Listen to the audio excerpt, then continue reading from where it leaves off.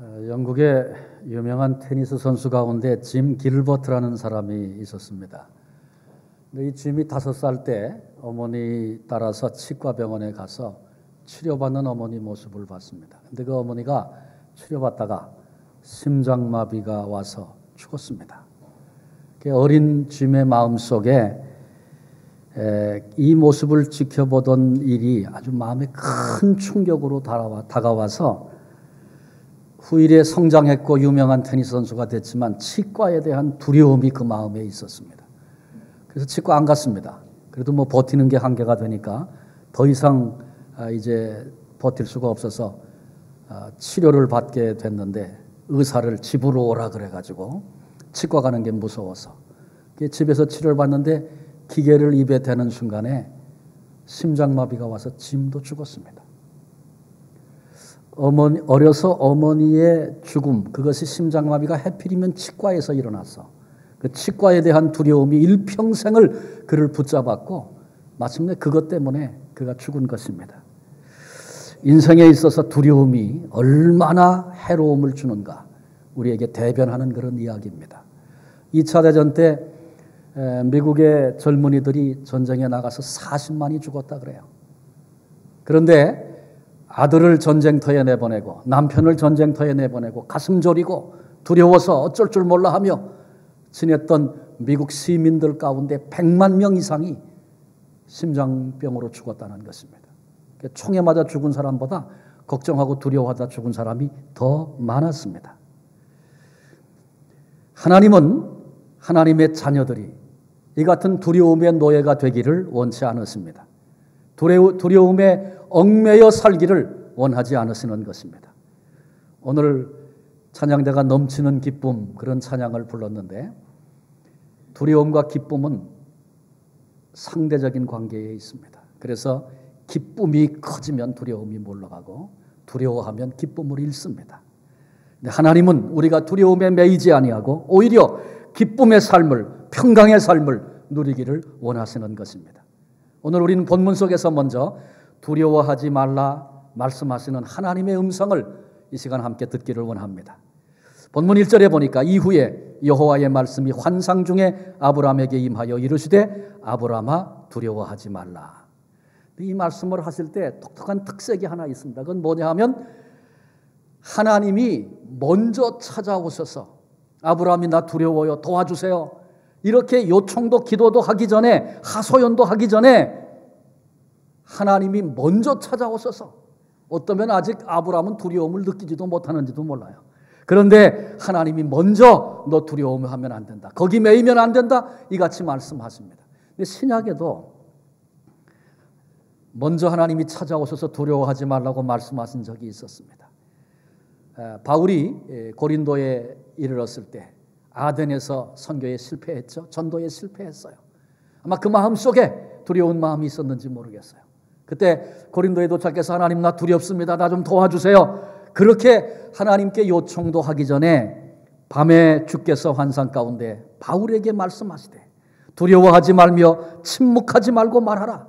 내가 너와 함께 있음에 어떤 사람도 너를 대적하여 해롭게 할 자가 없을 것이니 이는 이 성중에 내 백성이 많음이라 하시더라. 하나님이 먼저 오셔서 너 두려워하지 말라 먼저 말씀하셨습니다. 아브라함, 바울 하나님이 사랑하시는 사람들이죠. 사명을 주셔서 귀히 쓰던 사람들이었습니다. 그런데 그들을 향해서 먼저 오셔서 두려워하지 말라고 말씀하셨습니다. 여기서 우리는 하나님의 소원, 하나님의 마음, 정말 원하시는 게 뭔가를 깨닫습니다. 그것은 하나님의 자녀들, 우리들이 두려움에 빠지지 않는 것입니다. 하나님의 자녀들이 두려움에 찌들어서 고통당하기를 원치 않으시고 인생이 일그러지기를 원치 않으시는 것입니다. 오히려 두려움으로부터 해방돼서 기쁨을 누리고 자유를 누리고 평강을 누리며 살기를 원하시는 것입니다. 근데 하나님의 마음이 그렇다는 것은 우리 부모와 자식 관계를 생각해 보면 지극히 당연한 것이다 깨닫게 됩니다. 부모된 우리들이 우리 자녀가 두려움 가운데 들어가서 위축돼서 그렇게 살기를 원하는 부모가 있습니까? 담대하게 우리 자녀가 기쁨을 가지고 사는 것, 육신의 부모도 원하는 바입니다. 하물며 우리의 하늘 아버지께서 자녀된 우리가 기쁨을 잃어버리고 위축돼서 두려워하며 살기를 원하시겠습니까? 데살로니가전서 5장 16절 18절에 항상 기뻐하라, 쉬지 말고 기도하라, 범사에 감사하라. 이것이 그리스도 예수 안에서 너희를 향하신 하나님의 뜻이라, 그렇게 말씀하셨어요. 근데 많은 크리스찬들이 하나님의 뜻을 미스터리로 생각합니다. 그래서 하나님의 뜻이 과연 무엇일까? 아주 심각한 얼굴을 하고 쭈그리고 앉아서 하나님의 뜻이 뭔가 생각하고 고민합니다. 그런데 여기 분명한 하나님의 뜻이 있습니다. 항상 기뻐하라는 것입니다. 그 항상 속에는 기뻐할 일이 있을 때 아닌 때도 기뻐하라는 거죠. 아니, 기뻐할 수 없을 때도 기뻐하라는 것입니다. 어떻게 그런 요구를 하나님이 하십니까? 지금 기뻐할 수 없는 상황이어도 그것을 기쁨으로 바꾸시는 그분이 우리 하늘 아버지, 사랑의 아버지시기 때문에 신뢰하고 기뻐하라는 것입니다. 그런데 그런데도 기쁨을 뺏길 때가 우리에게 있죠. 주저앉을 때가 있습니다. 그래서 하나님은 벌써 아시고 쉬지 말고 기도해라. 그런 문제 내 앞에 내놓고 호소해라. 내가 들어준다, 응답한다. 하나님 그렇게 말씀하십니다. 그러면서 하나님이 이미 독생자를 주시고 생명을 주시고 은총의 자리에 우리를 불러주셨음에도 불구하고 그 기쁨 빼앗기고 주저앉아 있는 우리들, 그래서 매달리고 기도하면서도 불신앙하는 그런 우리들의 모습, 하나님 다 아시고도 그럼에도 불구하고 그런 나를 택하여 뽑아내시고 너는 내 것이라 말씀하시고 내가 너를 통해서 나의 계획한 그 일을 이루시리라고 선언하시면서 큰 사랑으로 우리를 붙들고 계신 하나님 생각하니 범사에 감사할 수밖에 없는 거죠. 이것이 성도된 우리들이 하나님의 앞에서 살아가야 할 가장 근본적이고 기본적인 하나님의 뜻입니다. 하나님은 저와 여러분, 우리가 내가 두려워하지 않는 자, 항상 기뻐하는 자, 쉬지 않고 기도하는 자, 범사에 감사하는 자리에 서기를 하나님은 원하시는 것입니다. 이런 말씀을 들을 때 우리가 질문이 생길 수 있어요. 누군들 두려워하며 살기를 원하는 사람이 있습니까? 두려울 일이 있으니까, 두려움이 밀려오니까 그렇죠. 그래요. 두려워하며 살기를 원하는 사람이 누가 있겠어요? 다 기뻐하며 살기를 원하죠. 그런데 두려움이 내 가슴에 엄습해 옵니다. 두려울 일들이 내 앞을 가로막습니다. 하나님이 지금 말씀하시는 것은 그런 것이 삶의 자리지만 그렇다고 해서 두려움 앞에 넋을 놓고 주저앉아서 두려움에 매여 그렇게 살지 말라는 것입니다. 내가 너를 도와주리라. 그러니 두려워하지 말라는 것입니다. 본문 아브라함의 마음 깊은 곳에 있는 두려움, 하나님이 보셨습니다. 그래서 찾아오셔서 두려워하지 말라고 말씀하십니다. 그 본문의 아브라함이 지금 뭘 두려워하고 있습니까? 본문이 이렇게 시작됩니다. 이후에 그랬어요. 이후에. 하나님이 아브라함에게 두려워하지 말라고 말씀하신 이 말씀은 이후에 되어진 말씀이에요. 그럼 이후는 언제입니까? 바로 앞장이죠. 아브라함이 지난주에 우리 살폈어요. 북쪽 네 왕 연합군이 공격해 왔는데, 그래서 다 뺏어가고 다 잡아갔는데 집에서 길리온 용사 318명 데리고 쫓아 올라가서 다 찾아왔죠. 하나님의 은혜로. 돌아오는 길에 멜기세덱 왕과 살롬 왕이 살렘 왕이었던 멜기세덱과 소돔 왕이 이제 영접하러 나왔습니다. 멜기세덱이 그랬어요. 내 손에 승리를 주신 그 크신 지극히 높으신 하나님을 찬양하라. 이거 내가 한 게 아니라는 거죠. 그때 이 아브라함의 눈이 확 열리면서 하나님이 주신 은혜 너무나 기뻐하고 감사해서 아무 말 없이 11조를 드렸잖아요. 거기 신앙의 응답과 고백이 있다는 말씀을 우리가 살폈습니다. 그리고 나섭니다. 또 소돔 왕이 그때 그랬죠. 사람은 내게 보내고 재물은 너 다 가져라. 선심 쓰고 주도권 잡으려고 하는, 그리고 내가 나중에 부자가 되고 승리하면 자기 덕분에 그렇게 됐다고 할 그런 속셈을 하나님 말씀 들었던 아브라함이 눈이 열려서 딱 보고 깨달았어요. 단호하게 거절하지 않습니까? 내 것은 하나도 갖지 않겠다 선언하고 아주 정확하게 그의 속셈을 꿰뚫어 보고 정리를 다 클리어하게 했습니다. 그리고 나서 하나님이 이제 이 말씀을 하셨단 말이에요. 자, 이때 아브라함의 마음 깊은 곳에 어떤 두려움이 있었을까요? 무엇을 하나님이 보셨을까요? 물론 아브라함 지금 하나님의 도우심으로 승리한 걸 알고 믿음으로 고백했습니다. 그런데 그 마음속 깊은 곳에 저 북쪽의 네 나라 왕이 앙심을 품고 복수를 하겠다고 군사를 이끌고 다시 공격해 오면 어떻게 될 건가? 야밤에 기습하고 하나님 도와주셔서 이겼는데 318명 가지고 내가 당해낼 수 있겠나? 이런 자기도 모르는 두려움이 마음속에 있었어요. 소돔왕 아주 생색을 내고 그랬는데 얼굴색을 탁 바꾸고 아브라함이 그런 건 나 받을 수 없다. 다 가져가라. 그리고 보냈잖아요. 재물 가져가니까 기분은 좋았을지 모르지만 면전에서 거절당했으니까 이 소돔왕과의 앞으로의 관계도 이게 변수입니다. 이웃에 등을 대고 살아야 되는데 어떻게 될는지 모르는 거예요. 이런 일들에 대한 두려움이 아브라함의 마음속에 있었어요. 그때 하나님이 먼저 찾아오셔서 아브라함아 두려워하지 말아라. 내가 너의 방패다. 두려워하지 말아야 할, 두려워하지 않아도 좋을 이유를 하나님이 말씀하시는 거예요. 내가 너의 방패다. 어떤 공격이 있어도 불화살이 쏟아져도 내가 방패가 돼서 너를 지켜주고 다 막아주리라 하나님이 말씀하시는 것입니다. 우리도 똑같습니다.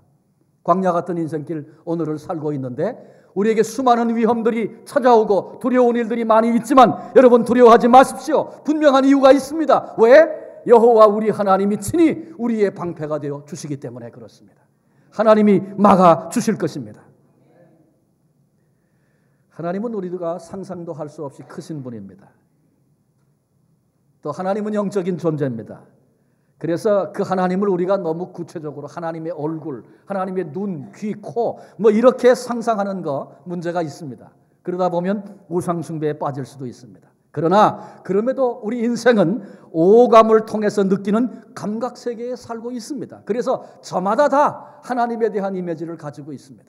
어떤 분은 예수 믿으면서 하나님을 경찰같이 두려운 존재로 그래서 지키고 있다가 교통딱지 딱 떼듯이 나를 잡는 그런 하나님으로 생각해서 될 수 있으면 살아가면서 하나님하고 직접 부딪히지 않으려고 도망다니면서 신앙생활하는 그런 사람도 있습니다. 그러니까 하나님에 대한 이미지가 어떠냐 참 중요한 거예요. 그런데 한 신앙인은 하나님의 이미지를 이렇게 설명했습니다. 나 자신을 포함해서 내 주위를 감싸고 계신 분. 내 안에도 계시고 내 주위를 나와 밀착해서 붙어 계시면서 나를 감싸고 계신 하나님. 이렇게 이분이 묘사를 했어요. 그래서 그 하나님은 내가 인생길에 신음하고 속삭이듯 그렇게 기도해도 나를 감싸고 계신 분이시니까 바로 응답하시는, 생각만 가져도 아시고 달려오시는, 위로하시는, 도우시는 그런 하나님. 여러분, 내 안에도 거하시고 나를 감싸고 계신 그 하나님이 나의 방패가 되신다. 얼마나 놀라운 일입니까? 이건 하나님이 약속해 주신 것입니다. 우리가 하나님 제발 방패가 되어주세요. 그리고 부탁한 게 아니라 하나님이 친히 오셔서 내가 너의 방패가 되리라. 두려워하지 말아라. 그래요. 그 하나님 의지하고 두려워하지 않고 살 수 있는 하나님의 사람들이 되시기를 바랍니다. 우리의 영적인 눈을 떠야 합니다. 도우시는 하나님을 볼 수 있어야 합니다. 우리에게 문제가 찾아왔을 때 그 문제를 바라보고 그 문제에 집중하고 그 문제를 묵상하는 그런 사람이 아니라 우리를 도우시는 하나님을 바라보는 사람이 되어야 합니다. 이 말은 문제가 있어도 외면하고 모른 척하고 살아라 그런 얘기 아닙니다.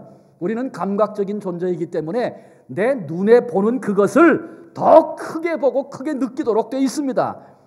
그래서 보이지 않는 하나님이 내가 너의 방패다, 내가 너와 함께한다, 너를 도와준다 그렇게 말씀하실 때 그게 우리 가슴에 팍팍 와닿지 않는 거예요. 눈에 안 보이니까. 그래서 우리는 문제가 있을 때 혹은 두려움의 노예가 되고 사로잡힐 때 의도적으로라도 문제로부터 눈을 떼는 것입니다. 문제로부터 눈을 드는 것입니다.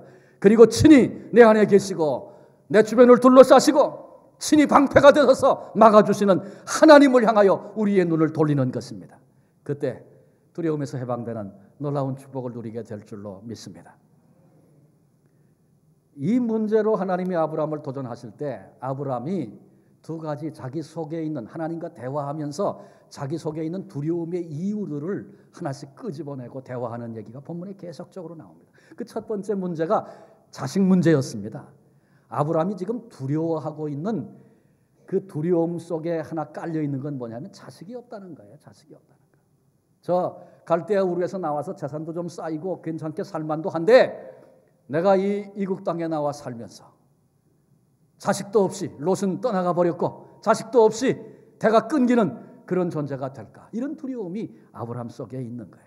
근데 하나님께서 내가 너의 방패가 되고 상급이 된다 그렇게 말씀하실 때 그 아브라함이 하나님이 나의 방패시군요, 상급이시군요, 감사합니다 그러진 않고 아브라함의 지금 반응이 툭 튀어나오는 반응이 있는데 무슨 반응을 보입니까? 여기 보니까 주여 내게 무엇을 주시려 하나이까? 나는 자식이 없사오니 나의 상속자는 이 다메섹 사람 엘리에셀이니이다. 여러분, 아브라함의 반응이 조금 우리 생각하는 일반적인 반응이 아니고 좀 이상하지 않아요? 지금 아브라함의 마음속에 그동안에 살아오면서 지내오면서 마음속에 가지고 있는 결론, 마음속에 있는 그 두려움, 이런 것들이 자리 잡고 있었는데 하나님이 말씀하시니까 툭 그게 튀어나온 거예요. 내가 너의 상급이다. 상급 그러니까 뭘 주시는가 보다. 이런 마음이 들었어요, 아브라함이. 그러면서 생각하기를 처음 하나님이 아브라함 불러내시면서 내가 너로 큰 민족을 이루게 하겠다. 너를 내가 특별히 보호하고 지켜주고 이름을 날리도록 내가 해줄게. 너는 복의 근원이 될 거야. 엄청난 약속을 하지 않았습니까? 그리고 그 약속을 받았으니 뭘 더 바라겠어요? 그런데 아브라함이 생각하니까 문제가 있는 거예요. 큰 민족을 이루시겠다 그랬는데 큰 민족을 이루려면 당장 뭐부터 있어야 돼요? 자식이 하나라도 있어야 큰 민족에 대한 기대를 하지. 그동안의 세월이 흘러왔는데 하나님이 그 엄청난 약속을 주시고도 아직까지 자식이 없는 거예요. 그게 마음속에, 아브라함 마음속에 아주 쓴뿌리같이 지금 있는 거예요. 그래서 이제 뭘 더 준다, 뭐 큰 민족 그런 얘기 그만하시고 엘리에셀 말 잘 듣고 믿을 만한 인격의 사람이고 지금까지 잘해왔는데 그 엘리에셀이 상속자가 돼서 잘 살도록 그렇게 해주세요. 지금 아브라함은 하나님이 하신 과거에 하신 약속에 대해서 온전히 믿지 못하고 전적으로 신뢰하지 못합니다. 꾸중을 들을 만한 이야기를 지금 아브라함이 하나님께 드리는 겁니다. 그런데 아브라함의 그 두려움의 밑바탕 속에 이게 있었던 거예요. 내 힘으로 해결 안 되는. 재산도 있고 이제 괜찮아. 군인도 있고 또 하나님 도와주시면 이길 것도 같아. 그런데 자식이 없어. 이 두려움이 그 밑바탕에 있었던 것입니다. 하나님께서 인생의 약함을 아십니다. 아브라함의 약함을 아시고 너 그걸 이놈만 말이라고 하냐? 그러지 않으셨어요. 꾸중하지 않으셨어요. 그리고는 하나님이 다시 차근차근 설명을 하셨는데 네가 말한 그 사람 내 상속자 아니다. 내 몸에서 날 자가 내 상속자가 될 것이다. 내 몸에서 내 자식이 난다. 다시 한번 약속을 확인하여 보여주신 것입니다. 그리고는 끌고 나가서 나와라. 그리고는 하늘의 별을 보게 하시고 저 하늘의 많은 별과 같이 내 후손들이 그렇게 될 것이다.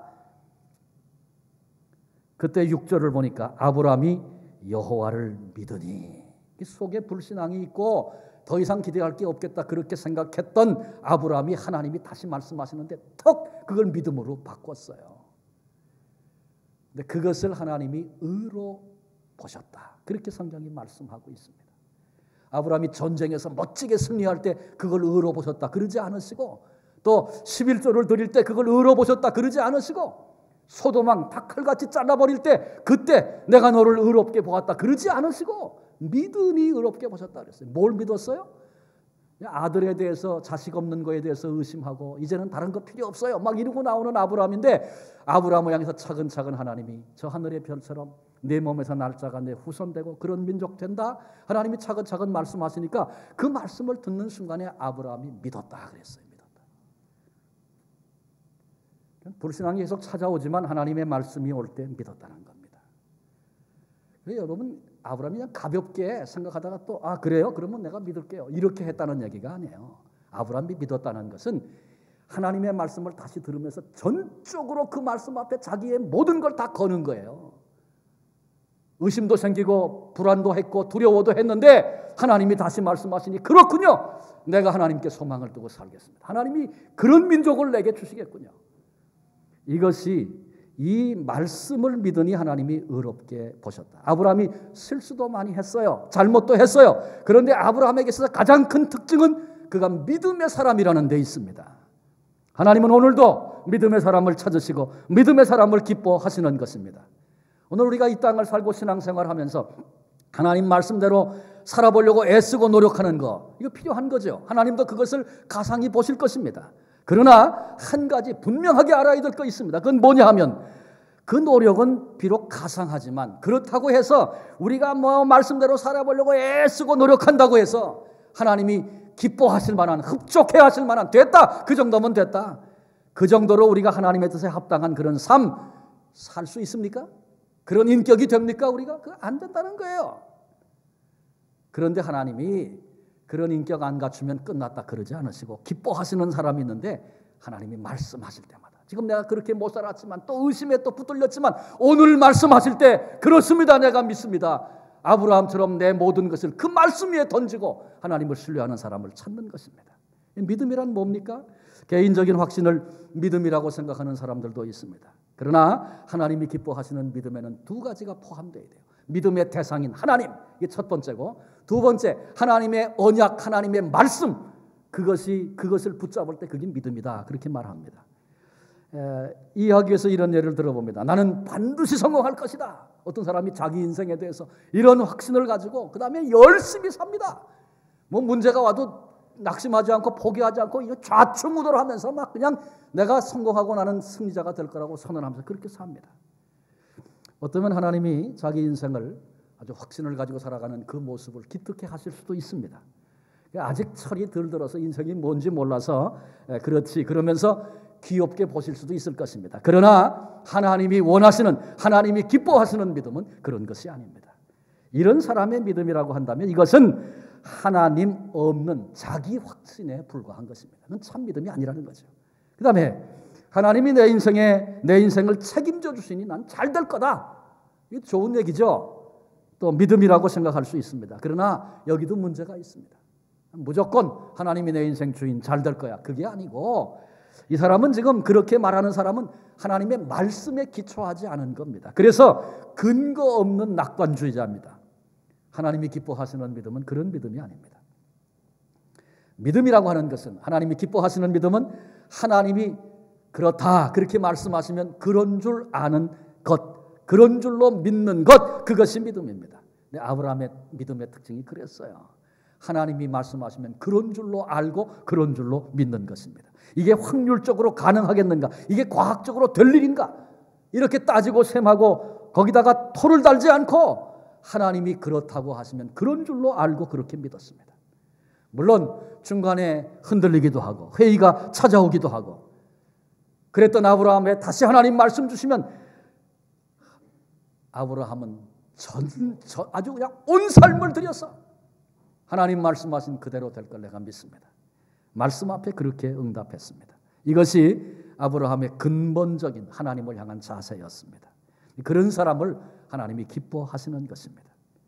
우리가 자녀를 키웁니다. 어릴 때 다 이쁘죠. 이쁘지 않은 자녀가 아기가 뭐 어디 있겠어요. 다 이쁘지.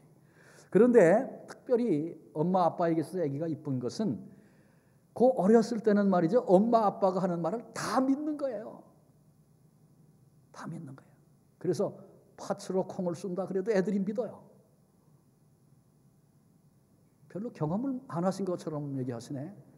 우리가 애들이 믿는 걸 얼마나 이용해가지고 때때로 우리가 슬쩍슬쩍 위기를 모면하고 그랬던 적이 다 있지 않습니까? 그렇게 잘 믿는다고요, 애들이.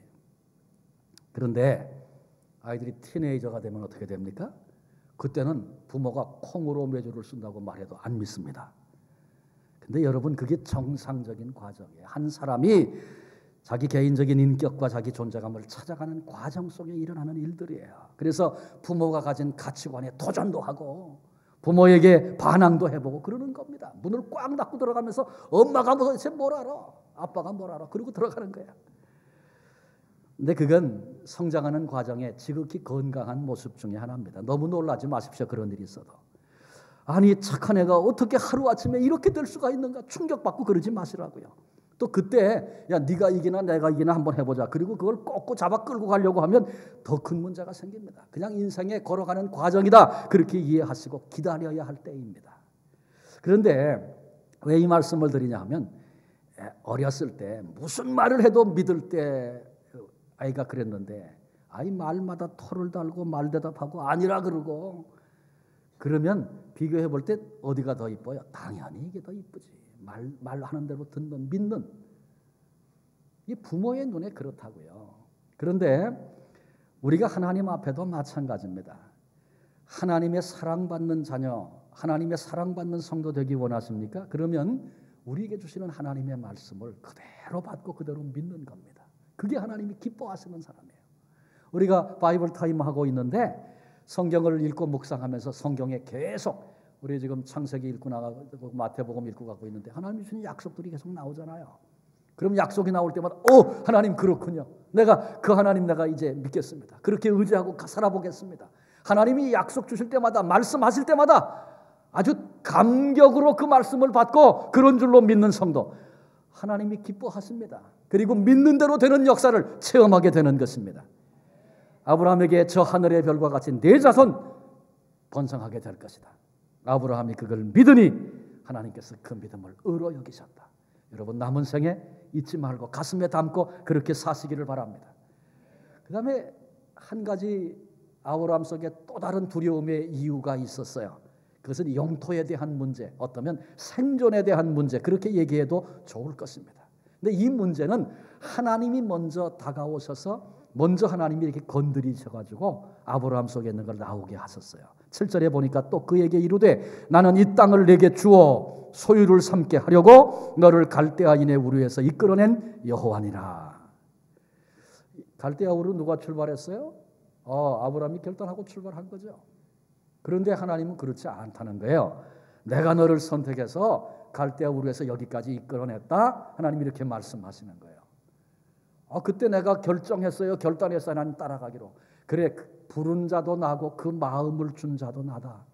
내가 너를 선택해서 내가 너를 이끌어내서 내가 오늘 여기 있단다. 하나님 그렇게 말씀하시는 거예요. 그러면서 이렇게 내가 너를 이끌어낸 이유는 이 땅을 내게 주어 소유로 삼게 하기 위함이다. 끌어내신 이유를 하나님이 그렇게 말씀하시는 거예요. 근데 이게 잘 믿어지지 않는 얘기란 말이죠. 우리가 캐나다 땅에서 이민 와 지금 살고 있어요.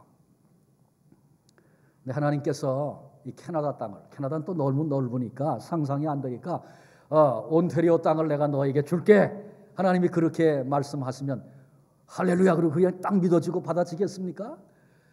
야 이건 뭐 정부가 이만큼 가지고 있고 기업들이 가지고 있고 그 사람들이 다 자기 거라고 그러고 이게 어떻게 내게 돼? 이런 생각이 들지 않겠습니까? 그런데 하나님이 그렇게 약속하신 하나님이 지금 이제 아브라함에게 다시 확인시켜서 이 땅이 너와 내 후손의 것 될 거야. 그래서 내가 너를 불러냈단다. 하나님이 이렇게 지금 말씀하시는 거예요.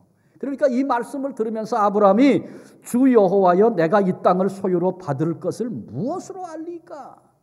그 말씀은 내가 벌써 들어서 아는데 암만 생각해도 살아보니까 그동안에 재산도 좀 모이고 내가 사람들에게 인정도 좀 받고 그렇게 됐지만 하나님이 말씀하시던 그건 꿈도 꿀 수 없습니다. 도대체 그걸 내가 어떻게 알 수 있고 어떻게 내가 믿을 수 있겠습니까? 하나님의 말씀 앞에 지금 아브라함이 정직하게 이렇게 반응하고 있습니다. 하나님을 향해서 아브라함이 지금 질문하는 겁니다. 그런데 그때 하나님께서 아브라함과 친히 언약을 계약을 맺으세요. 그러시면서 아브라함에게 확증을 심어주는 이야기가 나옵니다. 근데 이 계약을 맺는 이야기는 말이죠. 당시에 고대 사람들이 사람과 사람 사이에 나라와 나라 사이에 조약을 맺을 때 큰 중요한 문제로 약속을 할 때 사용하던 방법이에요. 이런 거에 하나님께서 너 3년 된 암소, 3년 된 암염소, 3년 된 숫양, 그리고 집비둘기 새끼, 산비둘기 새끼 가지고 와라. 가져왔어요. 그때 하나님이 쪼개라, 쪼갠 거죠. 그래서 짐승들을 다 쪼개서 둘로 갈라놨어요. 그리고 비둘기는 뭐 조그마니까 쪼개고 말고 할 게 없으니까 따로 이렇게 벌려놨어요. 그렇게 놓게 하셨어요. 그리고는 17절에 보니까 해가 져서 어두울 때 연기나는 화로가 보이며 타는 횃불이 쪼갠 고기 사이로 지나더라. 그렇게 벌려놓게 하시고 그 불은 언제든지 성경의 불은 하나님의 임재를 상징합니다. 그런데 하나님께서 그곳에 아브라함 곁에 임재하셔서 하나님이 그 쪼갠 고기 사이로 하나님이 지나가시는 얘기가 본문에 나오는 거예요. 근데 고대에 아까 말씀드렸던 계약을 맺을 때 약속을 할 때에는 누가 거기를 지나가냐 하면 당사자 두 사람이 약속을 한 두 사람이 거기를 지나가는 거예요. 개인계 개인이 약속할 때도 그렇거니와 나라와 나라가 약속하면 왕이 두 사람이 거길 지나가는 거예요. 이건 무슨 얘기냐 하면 이 두 사람 중에 한 사람이 약속을 파기하고 깨뜨리면 여기 지금 몸이 찢겨서 죽어 넘어진 짐승과 같은 존재가 네가 그렇게 될 거다. 그러니까 이것은 생명을 건 그런 약속입니다. 목숨을 건 언약입니다. 그런데 하나님께서 그 언약을 지금 아브라함과 하시는데 주목할 만한 사항은 아브라함은 그냥 거기 서 있으라 그러고 하나님이 거길 그냥 혼자 지나가시는 거예요. 하나님은 아세요. 아브라함이 100번 1000번 약속해도 그 약속 지킬 능력이 없다는 거 아십니다. 그런데 하나님이 스스로 거기를 지나가시면서 당신을 아브라함에게 묶으시는 거예요. 내가 이것은 나의 존재를 걸고 내가 반드시 이루고 지키리라. 하나님이 그렇게 언약을 주시는 거예요. 아브라함으로 이 하나님이 자신을 걸고 언약을 주시는데 그거 당연히 받아야죠. 당연히 받아야죠. 근데 아브라함의 그런 언약의 주로 하나님이 다가오시는 거예요. 그걸 보면서 예수님의 십자가 보혈의 피를 생각하게 됐어요. 짐승이 죽어서 피를 흘리고 죽어 있어요. 하나님이 거길 지나가시면서 피의 약속을 하시잖아요. 우리 인생 아무리 우리가 노력하고 사랑한다 그래도 주님 사랑하지 못하고 비참한 모습으로 주저앉아 있는 나의 모습을 발견하고 처절한 고통 가운데 빠질 때가 우리에게 얼마나 많이 있습니까? 그런 나약한 존재인데 우리 주님께서 너도 한몫하고 약속을 지켜야 된다 그러지 않으시고 내가 다 책임을 짊어지고 가리라. 십자가에서 당신의 몸을 찢어 피를 쏟으시고 생명을 우리에게 부어주시고 십자가의 언약을 세우지 않으셨습니까? 어떤 존재여도 이 십자가 앞에 나오기만 하면 살리라. 반드시 이루겠다는 하나님의 언약과 같이 십자가가 우리에게 그런 증거가 된 것입니다. 이게 과연 될 것인가? 이런 두려움을 가지고 있는 아브라함에게 우리 하나님께서 일방적으로 내가 지킨다 확증하시고 선언하시고 반드시 이루겠다는 말씀을 지금 하시는 것입니다. 근데 그러면서 13절에 보니까 그런 대목이 나와요. 너는 반드시 알라. 누가 누구에게 하신 말씀이에요? 하나님이 지금 땅 문제 때문에 두려워하고 있는 언제 그걸 무엇으로 내가 그걸 알 수 있습니까? 이러고 있는 아브라함에게 너는 반드시 알라. 중요한 말씀을 주세요. 내 자손이 400년 동안 이방에서 객이 될 것이고 그들을 섬기고 그들로부터 괴롭힘을 당할 것이다. 그러나 내가 이들을 친히 정벌할 것이고 내 자손이 큰 재물을 이끌고 나오게 되리라. 우린 벌써 이 말씀 딱 들으면 무슨 얘기인지 벌써 알죠. 애굽에서 이스라엘 민족이 400년 동안 고통당하고 하나님 모세가 보내셔서 하나님의 일을 이루시고 그들을 이끌어내시는 그런 일들 우리가 다 알고 있습니다. 네, 그 400년을 기다려야 된다. 그때에 너희가 이 땅의 주인 될 거다. 하나님 그 말씀하시는 거예요. 그런데 그 400년은 민족의 기초를 준비하는 시간이 되는 것입니다. 그리고 동시에 하나님께서 400년을 필요하다고 기다려야 한다는 이유를 설명하시는데 아모리 족속의 죄악이 아직 가득 차지 않았다. 이런 말씀을 하세요. 이 땅에 살고 있는 아모리 족속, 가나안을 대표하는 족속입니다. 지금도 죄악 중에 삽니다. 그래서 하나님이 안 되겠다. 그리고 쫓아내시고 그 땅을 아브라함에게 주실 수도 있겠다 생각이 됩니다. 그런데 하나님은 그 정도로 충분하지 않으신 거예요. 이 백성이 이 땅 족속 아모리 족속이 죄가 많기는 하지만 아직은 땅을 빼앗길 만한 멸망을 당할 만한 멸망을 시킬 정도의 그런 죄악 가운데 아직 있지는 않다라고 하나님 말씀하시는 거예요. 그래서 아직 이 땅 줄 수 없다. 400년 지나면 그때 매여있던 이스라엘 민족을 풀어내시고 그 땅을 약속대로 언약대로 차지하게 하시는 것은 하나님의 크고 놀라운 은혜죠. 그러나 가나안 땅 사람들에게는 그 시간이 심판의 시간이 됩니다. 하나님이 더 이상 참을 수 없고 심판하실 수밖에 없는 그 시간이 그렇게 타이밍에 맞아서 다가온다는 거예요. 그때가 온다는 것입니다. 그러면 그때에 내가 그들을 심판하고 이 땅을 너에게 줄 것이다. 하나님의 의로우심을 여기서 우리가 봅니다. 우리가 기억해야 할 것은 하나님이 아브라함을 불러내실 때 이 땅 너와 내 자손에게 주시겠다 그렇게 말씀하셨잖아요. 근데 그때부터 벌써 하나님은 이 역사의 시간을 정해놓으시고 이런 원대한 계획을 세워놓으시고 지금 그것을 하나님이 이루어 가시는 것입니다. 하나님의 역사와 섭리와 경륜을 보고 두려워하지 말아라. 반드시 그런 일들이 이루어진다 알려주시는 것입니다. 자, 이제 우리 얘기를 하고 결론을 지어야 되겠죠. 우리도 한국 땅에서 이곳에 와 살고 있습니다. 캐나다를 향해서 떠날 때는 저마다 이렇고 저런 이유들을 다 가지고 출발했을 것입니다. 그러나 마치 아브라함에게 내가 갈대아 우르를 떠난 것은 내가 너를 선택해서 내가 너를 이끌어내었기 때문이다 말씀하심과 같이 하나님이 저와 여러분 우리를 동일하게 이곳에 이끌어내셨습니다.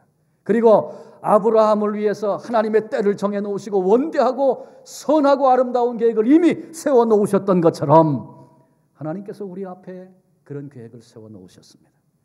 근데 그런 계획이 하나님께 있어도 그 계획 속에 오늘을 살아가는 우리들에게 마치 아브라함에게 물밀듯 두려움이 밀려왔던 것처럼 우리에게도 두려운 일이 얼마든지 있을 수 있습니다. 여러분, 하나님 앞에 이 시간에 내게 있는 두려움은 뭔가 한번 생각해 보십시오. 아브라함은 대적 때문에 두려워했습니다. 자식이 없어서 대가 끝이고 이렇게 끝나버릴까 두려워했습니다. 아브라함은 내가 이 땅을 과연 차지할 수 있겠는가? 살아남을 수 있겠는가? 이 수많은 대적들 앞에 어떻게 살 것인가? 이런 두려움이 있었습니다. 나에게 있는 두려움은 어떤 두려움입니까? 어떤 경우에는 나는 그걸 두려움이라고 인식조차 못할 때도 있어요. 그런데 그것이 내 깊은 속에서 잘못된 반응을 하도록 그렇게 만들고 그리고 내 삶에 악한 영향을 끼치는 그런 일들도 얼마든지 우리 속에 있습니다. 하나님이 아브라함을 먼저 찾아오셨듯이 나는 아직 두려움을 깨닫지도 못하고 있는데 먼저 이 시간 하나님이 우리에게 오셔서 너 두려워하지 말아라. 이 시간 말씀하고 계십니다. 내가 너의 방패요 내가 너의 상급이로다 선언하고 계십니다. 자, 그러고 보니까 하나님 우리가 두려워하지 않기를 원하시죠. 나는 어떻습니까? 나는 앞으로 두려워하며 살 거야. 그러신 분 한 분이나 계십니까? 오늘 말씀을 듣고 아니 말씀 듣기 전에도 두려워하지 않고 용기를 가지고 살아야지. 다 우리 그렇게 생각했었습니다.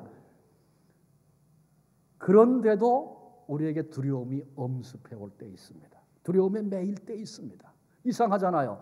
하나님도 원치 않고 나도 원치 않는데 도대체 원인을 알 수 없는 두려움이 왜 나를 사로잡습니까? 그게 밀려오면 아무것도 할 수 없을 때가 우리에게 있어요. 그건 뭐예요? 여기서 우리는 악한 영, 사탄의 존재를 또다시 상기해야 합니다.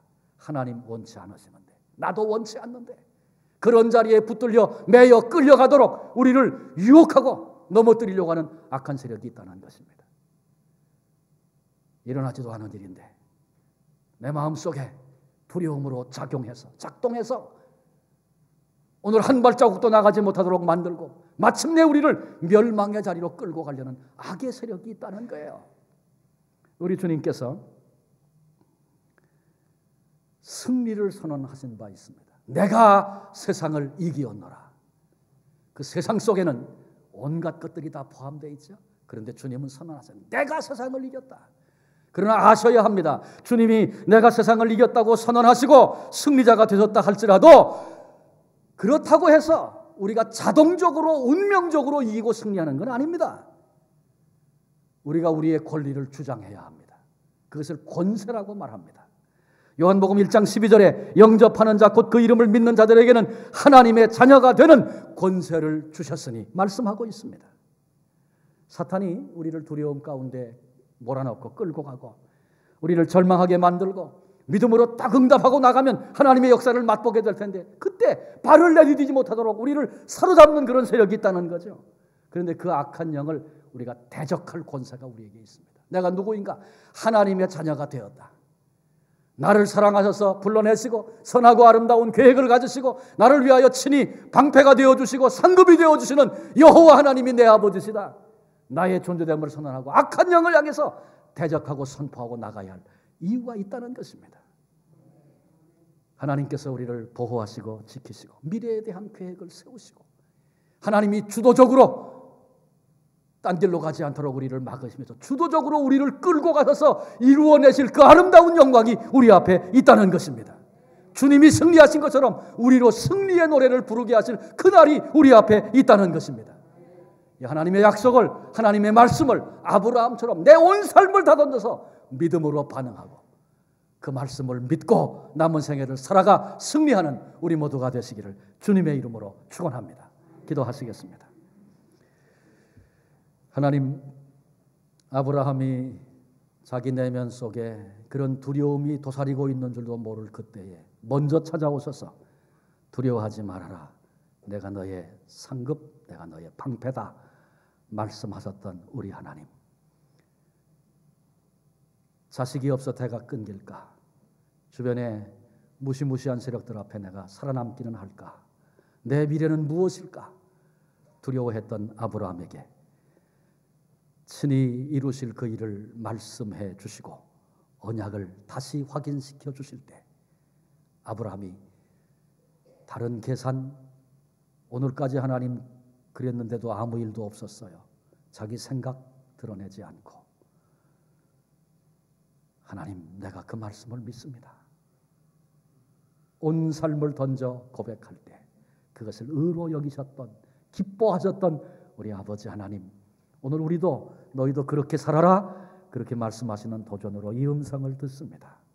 어떤 두려움을 가지고 오늘을 살고 있습니까? 각각 개인 속에 하나님 비춰주시고 또 도전해 주시고 하나님 속에, 하나님 안에 이미 계획되어진 아름다운 일들 다시 눈을 들어서 언약의 말씀 붙잡고 믿음으로 바라보고 믿음으로 살 수 있는 하나님의 사람들이 다 되게 해 주옵소서. 한 분 한 분, 가정 목장 그리고 허락하신 우리 교회를 통해서 이 땅에 이 하나님의 아름다운 일들을 선포하고 이 일을 이루신 분이 여호와 우리 아버지라고 나아가 찬송하며 드러내며 살 수 있는 승리하는 우리 모두가 되게 해 주옵소서. 감사하옵고 예수님의 이름으로 기도합니다. 아멘.